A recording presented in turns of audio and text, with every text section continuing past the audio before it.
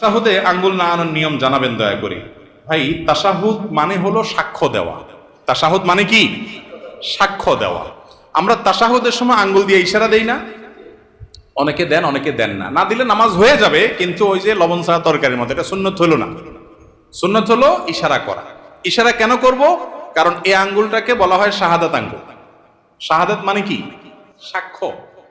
এই আঙ্গুলটাকে বলা হয় সাক্ষী দেওয়ার আঙ্গুল। কেন? কারণ সাধারণত আদালতে, বিচারে, কোনো কিছুতে সাক্ষী দিতে হলে আঙ্গুলটা ব্যবহার করে। অমুক এটা করেছে, অমুক এটা করেছে, এটা দেখায়া যে কোনো কিছুকে ফিক্স করা হয়। এই জন্য এটাকে সাক্ষী দেওয়ার আঙ্গুল বলা হয়। আমরা যখন কালিমায়ে শাহাদা পড়বো আত্তাহিয়াতুর মধ্যে, আশহাদু আল্লা ইলাহা ইল্লাল্লাহ ওয়া আশহাদু আন্না মুহাম্মাদুর রাসূলুল্লাহ, বা তাশাহুদ মানে কি? সাক্ষ্য দেওয়ার দোয়া বা সাক্ষ্য দেওয়ার বাক্য, কালিমা।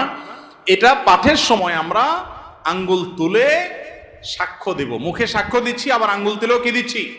আমি সাক্ষ্য দিচ্ছি যে আল্লাহ ছাড়া কোনো সত্যিকারের কোনো মাবুদ নাই, মুহাম্মদ সাল্লাল্লাহু আলাইহি ওয়াসাল্লাম আল্লাহর গোলাম এবং রাসূল। এই কথার কি দিচ্ছি? সাক্ষ্য দিচ্ছি। মুখে সাক্ষ্য দিচ্ছি, আবার আঙ্গুল তুলেও কি দিচ্ছি? সাক্ষ্য দিচ্ছি। এজন্য তাশাহুদের সময় আঙ্গুল তোলাটা কি? সুন্নাত। তাশাহুদ পাঠের সময় আঙ্গুল তোলা কি রে ভাই? সুন্নাত। এই আঙ্গুল কিভাবে তুলবেন? এটার পদ্ধতি হলো, এই যে দুইটা আঙ্গুল, এই কনুই আঙ্গুল এবং তার পাশেরটা, এই দুইটাকে ভেঙে ফেলবেন। এভাবে ভেঙে ফেলবেন। এরপর তিনটা থাকবে, তো আর এই দুইটা দিয়ে আংটি বানাবেন। এভাবে মাথা মাথা জোড়া দিবেন এবং এটা ইশারার সময় এরকম উঠাবেন। বুঝতে পেরেছেন? আবার আপনার তাশাহুদ পড়া শেষ বা বৈঠক শেষ, তখন আপনি কি করলেন? আবার এটাকে স্বাভাবিক করে ফেললেন। কথা বুঝতে পারছেন তো?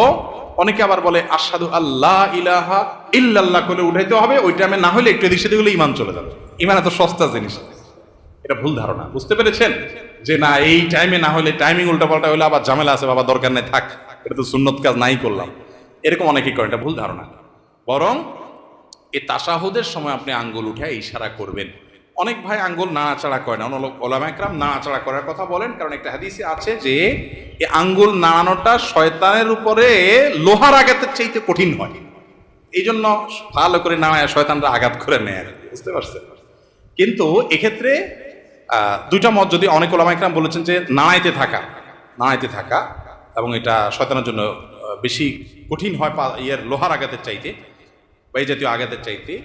তো এই মতটার চাইতে আমার কাছে অধিকতর শক্তিশালী মনে হয়, এবং এটাই বেশি বিশুদ্ধ মত, যে নাড়াইতে থাকা না, বরং ইশারা দেওয়া।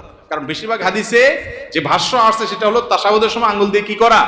ইশারা দেওয়া। ইশারা কিন্তু নাড়াইলে হয় না। নাড়াইলে ইশারা হয় না। দলিল উনি আমল করলেন, কিন্তু হাদিসে বেশিরভাগ কিসের কথা আসছে? ইশারার কথা আসছে, নাড়ানোর কথা আসে নাই।